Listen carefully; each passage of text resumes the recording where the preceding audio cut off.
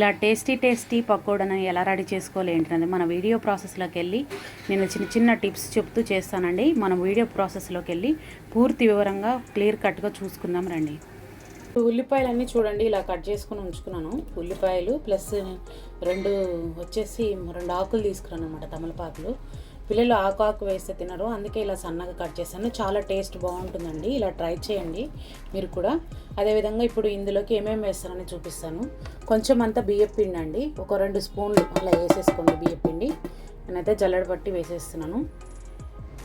Next వచ్చేసి కొంచెం అంత ఓమ అండి, అదేవిధంగా కొంచెం అంత పసుపు, మనకు జస్ట్ కలర్ కోసమే కొంచెం అంత చిటికెడు వేసేసుకోండి. నెక్స్ట్ వచ్చేసి సాల్ట్ అండి, సాల్ట్ సరిపడా వేసుకోండి. ఒకసారి మళ్ళీ కలిపాక మీరు టేస్ట్ చూసి వేసుకోండి. సాల్ట్ వేసాను.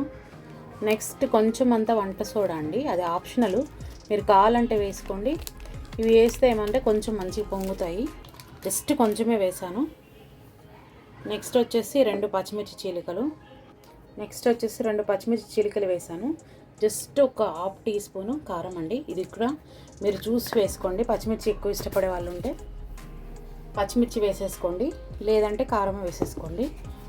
నెక్స్ట్ వచ్చేసి శనగపిండి అండి, శనగపిండి కూడా ఈ ఉల్లిపాయల తేమతోని ఎంత సరిపోతుందో చూసుకొని వేసుకోండి. మనం ఎక్కువ వాటర్ వేయమన్నమాట, ఇందులో కొంచెమే వాటర్ వేస్తాము. ఇప్పుడు వీటన్నిటిని బాగా మిక్స్ చేసుకోవాలి. మిక్స్ చేసేసి బాగా కలుపుకోవాలన్నమాట. ఈ ఉల్లిపాయల వాటర్తోనే మనకి ఇదైపోవాలి. మనకు కావాలంటే కొంచెం వాటర్ వేసేసుకోండి. గట్టిగా కలిపేసేయండి బాగా. ఒకసారి కలిపాక, ఎందుకంటే కొంచెం వాటర్ తక్కువ పడతాయి, మనకి తేమ తక్కువ పడుతుంది కాబట్టి కొంచెం వాటర్ వేసుకున్నాను. ఉల్లిపాయలు ఎక్కువ వేసేసాను కదా, ప్లస్ పిండిలు అవన్నీ మిక్స్ అయ్యే వరకు మనకి కొంచెం వాటర్ పడతాయి. మంచిగా మిక్స్ చేయాలన్నమాట. ఇట్లా గట్టిగా ప్రెస్ చేస్తూ మిక్స్ చేస్తే ఏమవుతుందంటే వాటిల్లో ఉన్న వాటర్ అంతా వచ్చేస్తుంది బయటకి. ఇది ఇలా మిక్స్ చేస్తూ చేయాలి. కొంచెం వాటర్ వేస్తున్నానండి లైట్గా.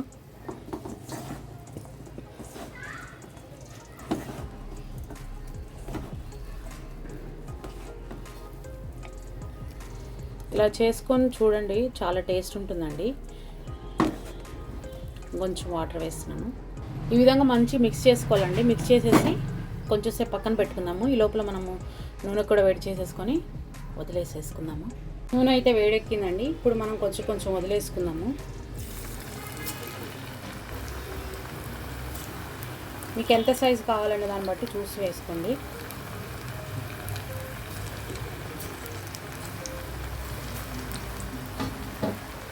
నేనైతే మరి పెద్దగా వేయకుండా మరి కొంచెం చిన్నగానే వేస్తున్నాను. త్వరగా బాగా వేగుతాయి కదా, లోపల పిండి లేకుండా, అందుకోసం అనేసి చిన్నగా వేస్తున్నాను.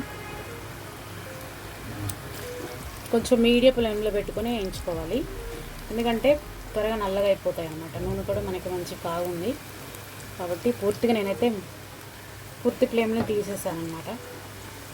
తక్కువ పెట్టాను, చాలా 0 సైజులో పెట్టాను అన్నమాట. ఎందుకంటే నేను నూనె పెట్టేసి అటు పక్కకి వెళ్ళి వచ్చే వరకు నూనె ఆగిపోయిందండి.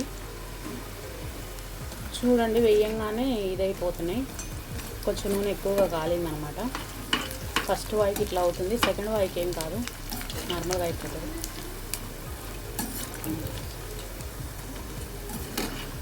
చూడండి, ఇలా చేసుకొని తినండి. మనకి ఏమంటారు, ఆకు కూడా వేసాం కదండి మనం, తమలపాకు చాలా మంచిది హెల్త్కి. ఓమాకులు కూడా ఉంటాయి, ఇంత సన్నగా కట్ చేసి కూడా వేసుకోవచ్చు.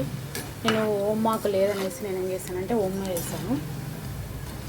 మనం శనగపిండితో యూజ్ చేస్తాం కాబట్టి గ్యాస్ ప్రాబ్లము అట్లా ఉంటున్నప్పుడు ఇలా ఓమాకు కూడా వేసుకుంటే మంచిది అనమాట. తమలపాకు కూడా మనకి డైజెషన్కి మంచిది.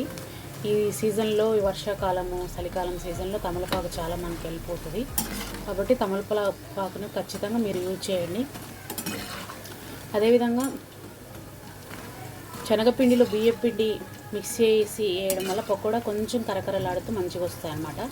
బియ్యం పిండి మాత్రం ఎట్టి పరిస్థితుల్లో స్కిప్ చేయొద్దు. బియ్యం పిండిని అయితే వేయాలి కంపల్సరీ, ఒక 2 స్పూన్స్ అనేవి వేయాలన్నమాట. చూడండి, కొంచెం మనకి కాలిపోయాయి, ఇవి తీసేస్తాను. ఈ ఫస్ట్ వేడిగా ఉన్నప్పుడు నూనె వేసేసాను కదా, కొంచెం త్వరగా కాలిపోయాయి అన్నమాట. నెక్స్ట్ వాయి అవ్వడానికి కొంచెం టైమే పడుతుంది.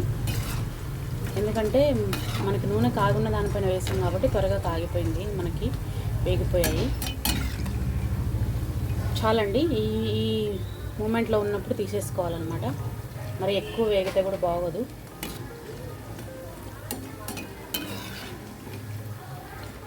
కొంచెం వేగాల్సి ఉందండి, 2-3 వేగిన మట్టుకు తీసేసుకున్నాము. నెక్స్ట్ సెకండ్ వాయి కూడా వేసేసుకుందామండి. నేనైతే చిన్నగానే వేస్తున్నాను.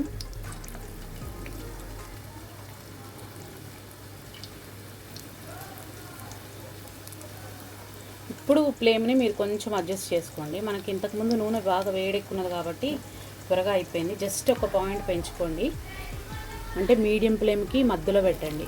పూర్తి సిమ్లోకి మీడియం ఫ్లేమ్కి మధ్యలో పెట్టి వేయించుకోండి. ఎట్టి పరిస్థితుల్లో కూడా హైలో పెట్టి చేయొద్దు, లోపల పిండి ఉంటాయి, బాగోదు మనకి తినడానికి కూడా. ఇప్పుడు నేను పూర్తిగా వేసేసాను కదా, కొంచెం ఫ్లేమ్ అడ్జస్ట్ చేశానండి. ఫ్రీగా ఉడకడం కోసం కొంచెం గ్యాప్గా ఉంచుకోండి. చూడండి ఫ్రెండ్స్, మనకు ఉడుకుతున్నాయి. సెకండ్ వాయి చెప్పాలి మీకు లేట్ అవుతుందని కొంచెం మీడియం ఫ్లేమ్లో మధ్యలో పెట్టుకున్నాను. అలా పెట్టుకుని చేసుకుంటే మనకి పకోడీ బాగా టేస్ట్ ఉంటాయి, లోపల కూడా ఉంటాయి, కరకరలాడుతూ మంచిగా క్రిస్పీగా వస్తాయి అన్నమాట. లేదు పూర్తి హైలో పెట్టుకుని చేస్తున్నాను అనుకోండి, లోపల పిండి ఉంటుంది, పైన కరకరలాడుతుంది, బాగుంటుంది తినడానికి కూడా. మనకి కొంచెం టైం పట్టినా సరే మనం మెల్లగానే చేస్తున్నాము. చూడండి ఫ్రెండ్స్, ఈ విధంగా అయిపోవాలి. ఈ విధంగా అయ్యాక మనం తీసేసుకున్నాము. చూడండి, ఇలా రెడ్గా ఇలా అయితే మనకి మంచిగా టేస్ట్ ఉంటాయి అన్నమాట పకోడా.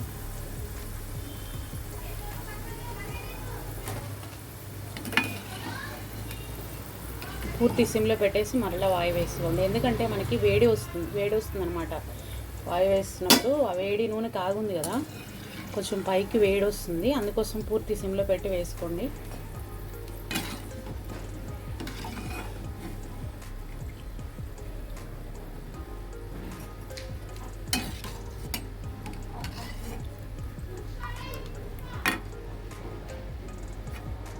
అలాగా మొత్తం అంతా ప్రాసెస్ చేసి చూపిస్తానండి మీకు నేను. చూడండి ఫ్రెండ్స్, మన పకోడీ అయితే మంచిగా రెడీ అయిపోయింది, కరకరలాడుతూ. చూడండి, మీకు సౌండ్ వినిపిస్తుంది కావచ్చు. ఇలాగ రెడీ చేసుకున్నానండి పకోడా అయితే. చాలా టేస్టీగా ఉందండి, చాలా మంచిగా రెడీ అయిపోయింది మన పకోడా అయితే. అంతే ఫ్రెండ్స్, ఈరోజు వీడియో సింపుల్గా మన ఉల్లిపాయ పకోడా ఎలా రెడీ చేసుకోవాలో చూసారు కదా. ఇప్పుడు మీ ఈ వీడియో కానీ మీకు నచ్చినట్లయితే లైక్ చేయండి ఫ్రెండ్స్, షేర్ చేయండి, సబ్స్క్రైబ్ చేసుకోండి. మరిన్ని వీడియోలతో మేము ముందుకు వస్తానండి. థ్యాంక్ యూ ఫర్ వాచింగ్ అండి.